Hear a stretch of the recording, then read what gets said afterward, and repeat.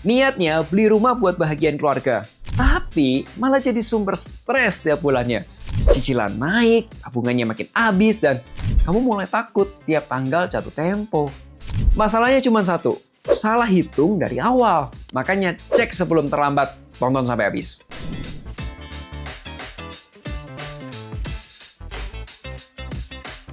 Hai, ketemu lagi nih bersama saya Melvin Mumpuni. Banyak orang bilang KPR itu soal nekat. Ambil aja dulu, nanti rezeki ada yang ngatur. Jujur nih ya, sebagai perencana keuangan, kalimat itu bikin saya merinding. Karena apa? Karena saya sudah lihat terlalu banyak keluarga yang tadinya keuangannya itu baik-baik aja, jadi retak. Cuman gara-gara cicilan rumah yang mencekik setiap bulannya. Dan yang bikin kaget, justru orang-orang yang kelihatannya mampu ambil KPR, seringkali mereka lah orang-orang yang paling berisiko. Bukan karena mereka nggak punya uang loh, tapi karena mereka salah ngitung dari awalnya.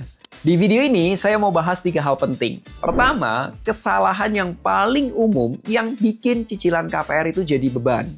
Dan yang kedua, 1 angka penting yang menentukan apakah KPR kamu aman atau tidak. Dan yang ketiga, cara sederhana memastikan kamu nggak terjebak cicilan bertahun-tahun. Kita mulai dari yang paling sering terjadi dulu. Kenapa banyak orang merasa aman di awal KPR, tapi akhirnya justru ngos-ngosan di tengah jalan? Banyak orang mikir, selama cicilan masih kebayar berarti aman. Satu hal, itu salah besar. Kenapa? Saya sering lihat 2 tipe orang. Yang pertama terlalu takut. Sampai akhirnya tuh nggak berani ambil KPR, padahal sebenarnya dia mampu. Tapi ada juga yang aneh nih, orang kedua. Ini yang lebih sering saya temui. Terlalu pede, ambil cicilan di batas maksimal, beli rumah mewah. Karena ngerasanya harusnya masih kuat. Mereka lihatnya gini, orang gaji 30-40 juta, ambil cicilan 10 juta. Ya, harusnya ini masih aman lah ya. Masalahnya, mereka itu cuma ngitung kondisi saat hidup lagi normal. Seperti saat ini, ya mereka lupa. Hidup itu nggak pernah normal terus. Ya ada pasti pengeluaran naik. Lahiran anak, biaya sekolah naik, orang tua butuh dibantu, mobil rusak, waktu itu tiba-tiba COVID, dan bisa jadi penghasilan kamu berkurang. Contohnya ya bonus berkurang, atau omset berkurang. Dan di situ baru kerasa, cicilan yang dulu terasa kecil, sekarang jadi kewajiban yang nggak bisa ditawar. Coba bayangin, kalau gaji kamu 40 juta, cicilan rumah 18 juta. Ya sekilas masih sisa 22 juta, aman lah ya. Tapi setelah kebutuhan hidup, dipotong biaya keluarga, transport, dan pokoknya semua lah ya. Mungkin kamu cuma sisa 2-3 juta rupiah per bulan. Itu pun kalau nggak ada kejadian apa-apa. Ya awalnya memang kamu merasa ringan. Apalagi kalau dapat bunga promo KPR, bisa 3% atau mungkin sampai 5% di awal. Easy gitu. Tapi yang banyak orang nggak sadar, sebenarnya lagi pasang bom waktu di dompet mereka sendiri. Coba, karena begitu kamu masuk bunga floating, cicilan yang tadinya 18 juta itu naik bisa jadi 21 juta bahkan 24 juta. Penghasilannya tetap, tapi cicilan naik 3-6 juta. Ini yang bikin nyes gitu loh. Artinya ya sisa uang kamu yang tadinya 2-3 juta per bulan ya bisa hilang, ya bahkan kamu bisa kurang, minus. Dan di situ baru kamu kerasa, rumah yang tadinya jadi mimpi berubah jadi sumber stres. Tiap tanggal 25, kamu bukan lagi nunggu gajian, tapi nunggu. Apakah bulan ini masih bisa nafas gitu, masih bisa bayar gitu. Kalau kamu pernah ngerasain posisi seperti ini, boleh like videonya, biar saya tahu kalau kamu nggak sendirian. Jadi pertanyaannya, berapa sih angka yang benar-benar aman supaya bom waktu ini nggak meledak di tengah jalan? Karena menariknya, angka ini jarang banget dijelasin secara jujur sebelum kamu tanda tangan KPR. Jadi kita bahas 1 angka keramat ini sekarang. Jadi, sebenarnya berapa angka yang aman? Secara teori, debt service ratio atau batas cicilan utang maksimal itu 35% dari penghasilan. Oke? Artinya, kalau gaji kamu 40 juta, total semua cicilan yang kamu punya seharusnya maksimal di sekitar 14 juta. Betul? Kedengarannya masih aman ya? Oke. Nah, justru disinilah banyak orang mulai salah langkah.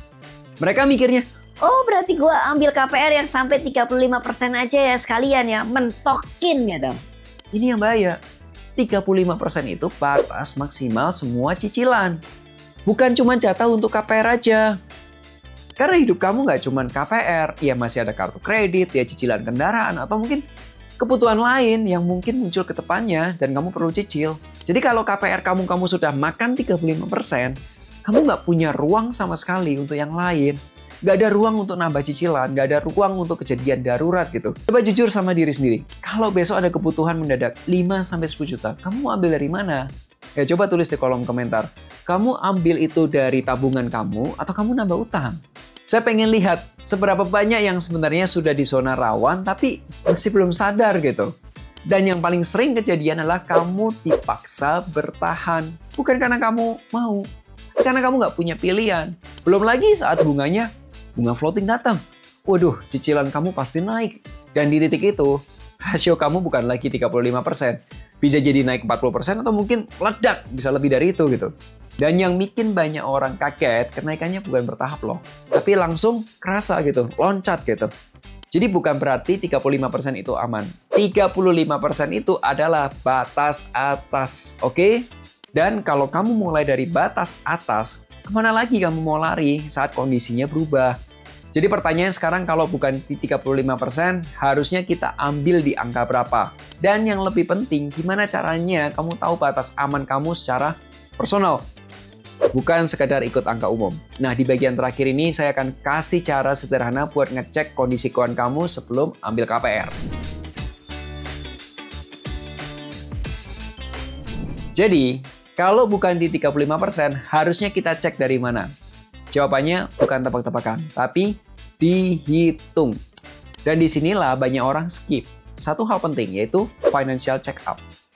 Karena masalahnya bukan cuma kuat bayar sekarang atau enggak, tapi masih kuat nggak kalau kondisinya berubah, betul? Nah, di Finansialku kita biasanya itu cek dalam 3 kondisi. Jadi kita simulasikan gitu ya. Pertama, kondisi sekarang, belum ada KPR. Kita lihat dulu nih, kondisi hari ini nih sebelum ada KPR.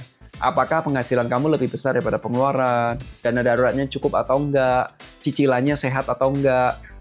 Karena kalau sebelum KPR aja sudah sempit, KPR bukan solusi, tapi itu malah tambahan beban. Yang kedua, kita simulasikan saat kamu ambil KPR. Di sini kita hitung cicilan barunya, sisa cash flow-nya, dan rasio cicilan totalnya.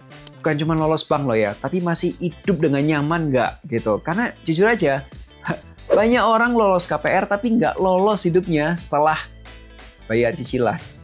Dan yang ketiga, kita simulasikan lagi saat bunganya floating. Ini yang sering diabaikan. Nah, kita naikkan simulasinya ke kondisi bunga floating, cicilan naik, tapi hidup terus berjalan. Kita cek, masih ada sisa uang nggak untuk hidup? Cukup nggak? Masih bisa nabung nggak? Atau mungkin juga mulai defisit? Karena kalau di skenario ini kamu sudah mulai sesek gitu ya, artinya kamu dari awal ya jangan terlalu maksa. Ya, rasio yang harus dijaga selain itu ada beberapa rasio penting yang menurutku kamu harus tetap sehat gitu ya. Satu, income ratio. Artinya, penghasilan kamu harus lebih besar daripada pengeluaran. Kedua, liquidity ratio. Menurutku, dana darurat tetap harus aman. Dan yang ketiga, debt to asset ratio. Utang nggak lebih besar daripada aset. Terakhir, ada solvability ratio. Secara keseluruhan, kondisi keuangan kamu tetap sehat atau enggak. Jadi bukan cuma bisa bayar cicilan, tapi seluruh pondasi keuangan kamu tetap kuat. Karena pada akhirnya KPR itu bukan cuma soal punya rumah, tapi soal apakah rumah itu bikin kamu hidup lebih tenang? Bukan tambah berat. Kalau kamu nggak mau nebak-nebak, cara paling aman memang dicek dari awal. Supaya kamu tahu angka aman kamu tuh berapa sebelum tanda tangan KPR.